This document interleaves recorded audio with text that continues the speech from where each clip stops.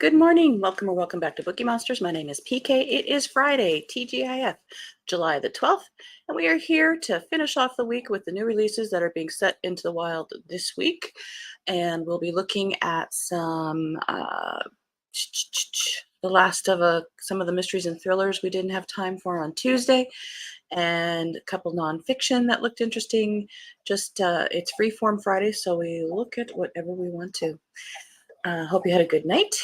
Quick announcements. I don't have sprints tonight. I don't do them on Friday nights. We will have them tomorrow afternoon, as usual, at 1 p.m. Mountain Time, 3 p.m. Eastern, and they will go for 5 hours.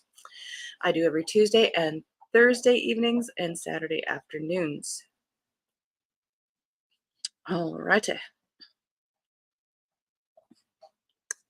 Let's see. Otherwise, I don't have any other plans for the weekend other than a lot of crocheting. Just crocheting. I'm listening to two really good audiobooks.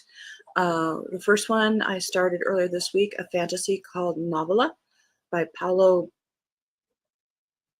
Bacciolo.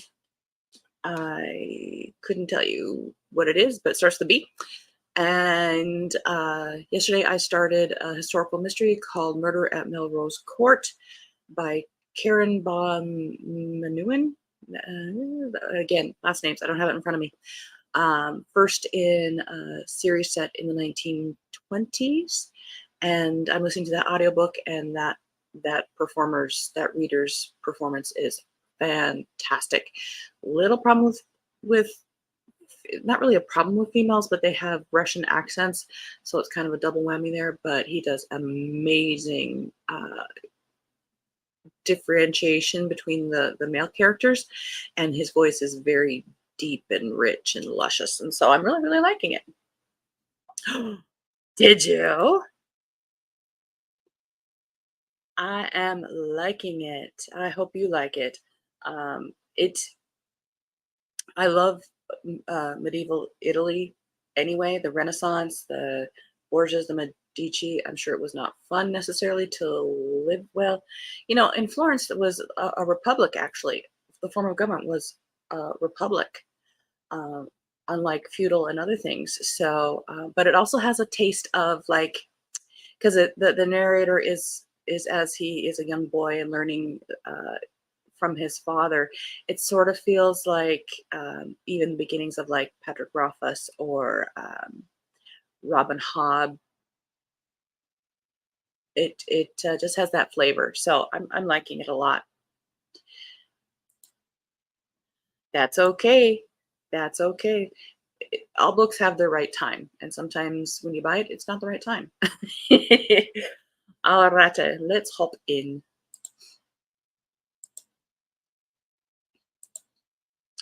So some of these were ones that we did not get to on Tuesday. And then others are ones that look kind of interesting that didn't really fit a category. This one, was, I believe, was from Tuesday. Sharon Sala has a new one, Left Behind.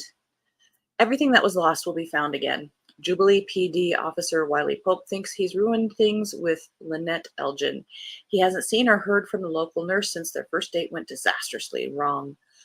But when Wiley walks in on a bank robbery and with Lynette as one of the hostages, his training and protective instincts kick into full gear. A heroic bullet to his armor-protected chest is enough for Lynette to forgive Wiley's past mistakes and be willing to begin anew. While his love for Lynette grows daily, Wiley finds himself in over his head with a murder investigation when a murder investigation is linked to Pope Mountain. I think I need new glasses. If that wasn't enough, a woman from Wiley's father's past abandons her 7-year-old daughter at the police station in an attempted money scheme. But the minute the woman signs over her parental rights, Wiley and Lynette welcome the wary little girl into their family and show her what real love looks like. So sort of a romantic suspense, maybe, romantic proceduralish. I'm familiar with that author, but I don't think I've read any.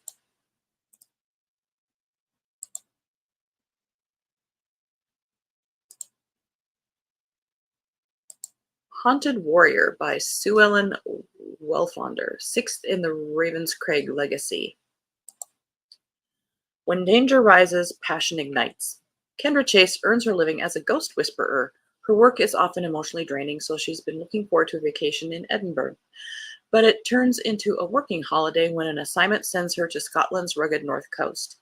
The tiny fishing village of Pinard is being excavated for a historical restoration project, and the locals aren't the only ones upset by the plans. Supernatural uprisings have been reported.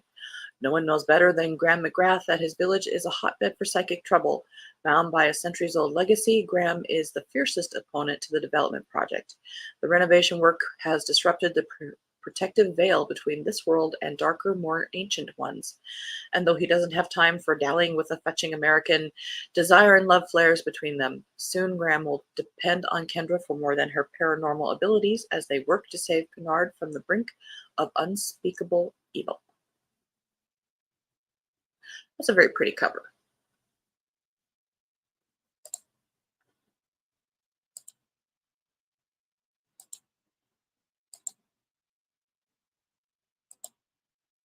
I still haven't started any Robin Hobb. I was that way too. I read the first one last year or the year before, and I don't think I've continued because it hurt. It's really good, but there's pain coming, so I'm kind of avoiding the pain. The Dallargut Dream Department Store. This is the #1 Korean bestseller with over 1 million copies sold by Mai Lee, and translator is Sandy Jusun Lee. What if there was a store that sold dreams? Which would you buy? And who might you become when you wake up? In a mysterious town hidden in our collective subconscious, there's a department store that sells dreams. Day and night, visitors, both human and animal, shuffle in to purchase their latest adventure. Each floor specializes in a specific type of dream: childhood memories, food dreams, ice skating, dreams of stardom. Flying dreams are almost always sold out. Some seek dreams of loved ones who have died. For Penny, an enthusiastic new hire working at Dallargut, is the opportunity of a lifetime. As she uncovers the workings of this whimsical world, she bonds with a cast of unforgettable characters, including Dallargut, the flamboyant and wise owner, Baby Nap Rockabye, a famous dream designer, Maxim, a nightmare producer, and the many customers who dream to heal, dream to grow, and dream to flourish. That sounds very interesting. I can see why that would be a bestseller. It's under 300 pages.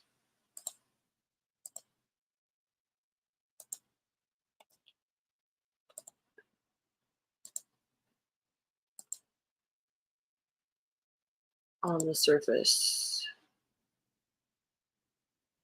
it's probably not a accident that it looks kind of like a shark coming up. This is by Rachel McGuire. Sawyer Stone III and Danny Fox, a young couple who spend their time circumnavigating the globe aboard their 42-foot sailboat and documenting it for their fledgling YouTube channel, Sailing with the Foxes, have anchored in Exuma in the Bahamas. As they wait for the price of crypto to rebound so they can provision and continue their journey, they're partying and exploring with their fellow cruisers offshore. On the surface, everything looks perfect, but one night Danny vanishes after a boat party and Sawyer has no memory of her disappearance.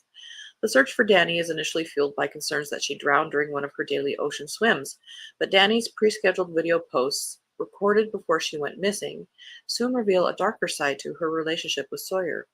Meanwhile, Royal Bahamas Police Force Inspector Veronique Knowles has her hands full trying to keep the investigation on course as the story of the American woman missing in the Bahamas goes viral and the internet sleuths unearth secrets from Sawyer's past. Sawyer Stone is far from perfect, but is he the murderer? Well, there's a good summer thriller.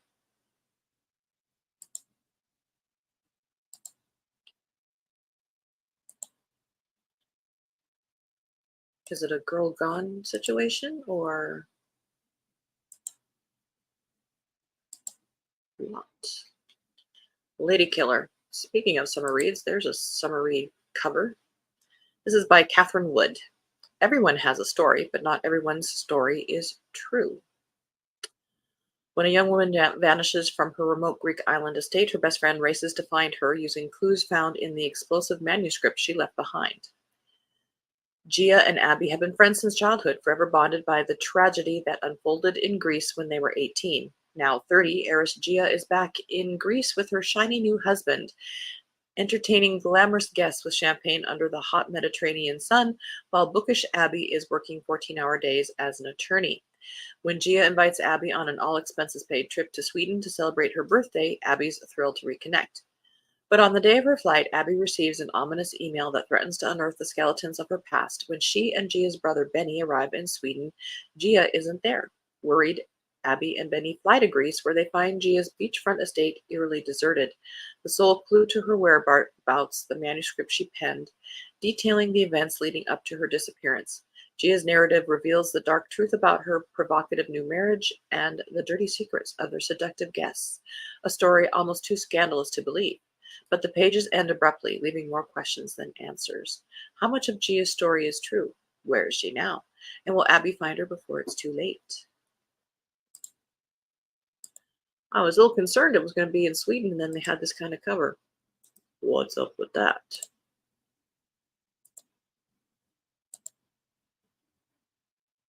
It's Elementary by Elise Bryant. Mavis Miller is not a PTA mom. She has enough on her plate with her feisty 7-year-old daughter, Pearl, an exhausting job at a nonprofit, and the complexities of a multi-generational household. So no one is more surprised than Mavis when she caves to Trisha Holbrook, the long-reigning, slightly terrifying PTA president, and finds herself in charge of the school's brand-new DEI committee. As one of the few Black parents at this California elementary school, Mavis tries to convince herself this is an opportunity for real change. Things go off the rails at the very first meeting. I'm shocked. When the new principal's plans leave Trisha absolutely furious. Later that night, Mavis spies Trisha in yellow rubber gloves and booties, lugging cleaning supplies and giant black trash bags to her waiting minivan. It's only natural that her mind jumps to somewhere it surely wouldn't in the light of day. Except Principal Smith fails to show up for work the next morning and has been MIA since the meeting. Determined to get to the bottom of things, Mavis, along with the school psychologist with the great forearms, look, it's worth noting, launches an investigation that will challenge her views on parenting, friendship, and elementary school politics.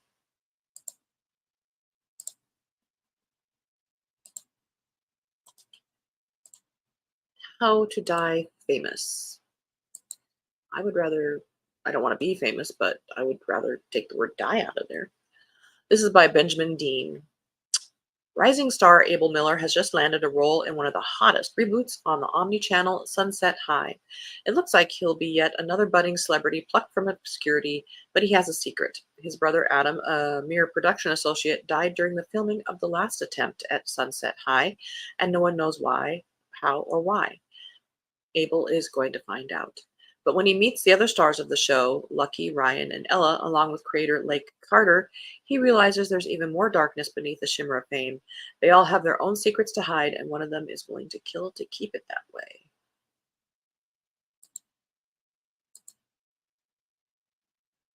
And now we're going into the territory of, well, this sounded interesting, but didn't really fall under another category. Daughters of Olympus. It kind of warms my heart that all the mythology, the Greek mythology stuff is popular. This is by Hannah Lynn. Demeter, a goddess of life, living half of one. Demeter did not always live in fear. Once she loved the world and the humans who inhabited it. After an act of devastating violence, though, she hides herself away from the grasses and wildflowers. Her only solace is her daughter. Before she was Persephone, she was Cori. Cori is as bright as summer and devoted to her mother, even during their millennia in exile from Olympus. But she craves freedom. Naive and determined, she secretly builds a life of her own, and as she does so, she catches the eye of a powerful god. The daughters of Olympus will have the last word. Then Hades kidnaps Cori and renames her as Queen of the Underworld. In the land without sun, she realizes she may have a chance to gain back what she thought she'd lost forever. But Demeter will destroy anything, even the humans she holds so dear, to bring her daughter back. A mother who has lost everything and a daughter with more to gain than she ever realized. They will irrevocably shape the world, all in the name of something as human as love.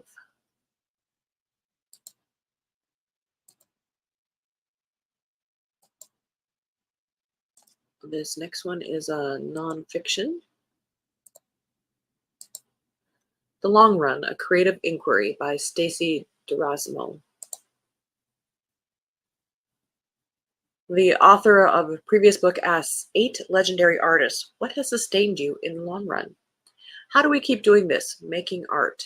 The author has been writing for 20 years and had published 3 novels when she asked herself this question.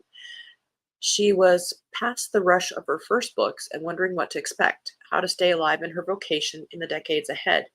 She began to interview older artists she admired to find out how they'd done it. She talked to Valda Setterfield about her 60-year career that took her from the Merce Cunningham Dance Company to theatrical collaborations with her husband to roles in films. She talked to Samuel R. Delaney about his vast oeuvre of books in many genres.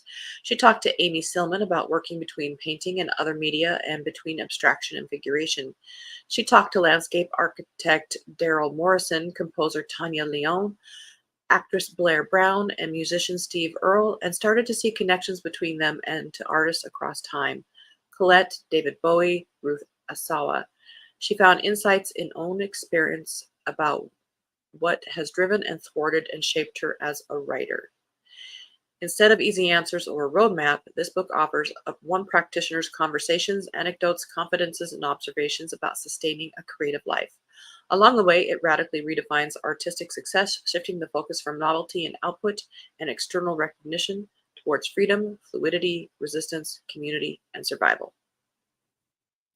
I thought that sounded very interesting. Will I have time to read it? Totally different. Devil's Contract. This one also sounded interesting. It is a nonfiction. Devil's Contract, The History of the Faustian Bargain by Ed Simon.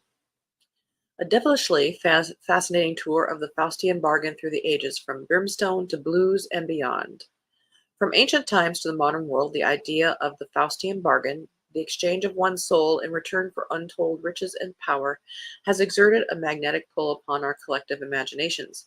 Scholar Ed Simon takes us on a historical tour of the Faustian bargain from the Bible to blues and illustrates how the impulse to sacrifice our principles in exchange for power is present in all kinds of social ills, from colonialism to nuclear warfare, from social media to climate change to AI and beyond.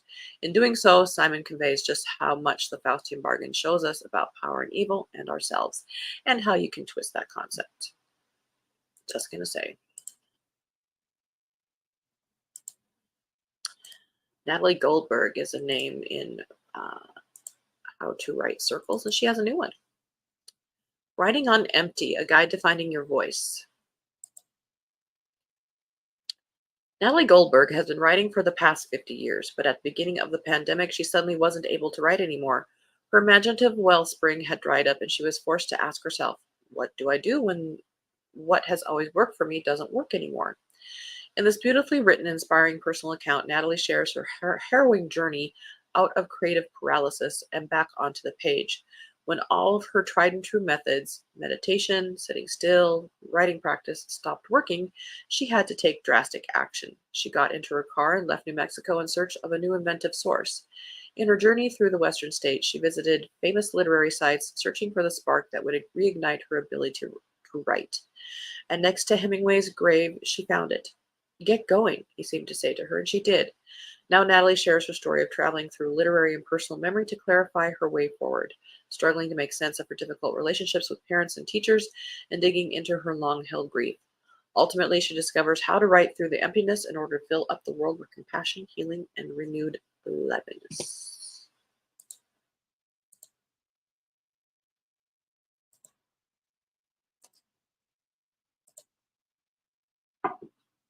Another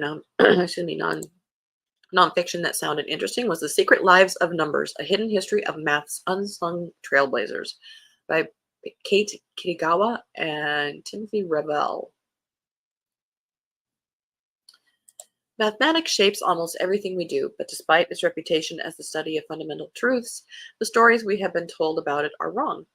Warped like the 16th century map that enlarged Europe at the expense of Africa, Asia, and the Americas. This book, the authors make the case that the history of math is infinitely deeper, broader, and richer than the narrative we think we know. Our story takes us from Hypatia, the first great female mathematician, whose ideas revolutionized geometry and who was killed for them, to Karen Uhlenbeck, the first woman to win the Abel Prize, Maths Nobel.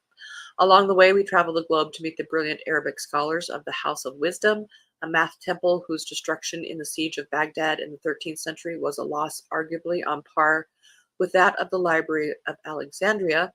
Madhava of Sangamagrama, the 14th century Indian genius who uncovered the central tenets of calculus 300 years before Isaac Newton was born, and the black mathematicians of the civil rights era who played a significant role in dismantling early database methods of racial discrimination.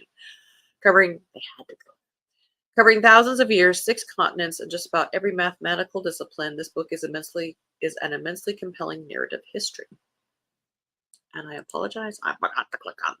This is what it looks like. And we're back. And that's all we had.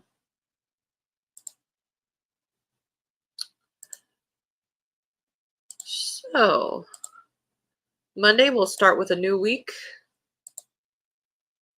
of new releases, starting with the cozy mysteries, the lighter side of mysteries. I appreciate you guys watching. I hope you have a good weekend. Please hit the like button. Please tell other people about it, or us, or share it. We are closing in on 300 subscribers, which is very cool. We'd love to grow. We love this community looking at not necessarily it's not book reviews, because honestly, I don't care really what other people think about books. I want to know about books out there so I can form my own opinion. And the only way to know what's out there is to look at all the new releases, which is why I'm doing this. So again, I don't have any sprints tonight. I don't do them on Friday night. We will have them tomorrow afternoon at 1 p.m. Mountain Time, 3 p.m. Eastern, and those will go for 5 hours. So have a very good Friday. It's we're getting deep into summer, so please stay cool, stay hydrated, read good books, always. And also remember, if that book isn't working for you at that moment, it's okay to put a pause on it. It's not a test. It's not a competition. Reading is fun. And as the banner says here, don't be a bookworm, be a bookie monster. Nom nom nom. Have a good day. God bless.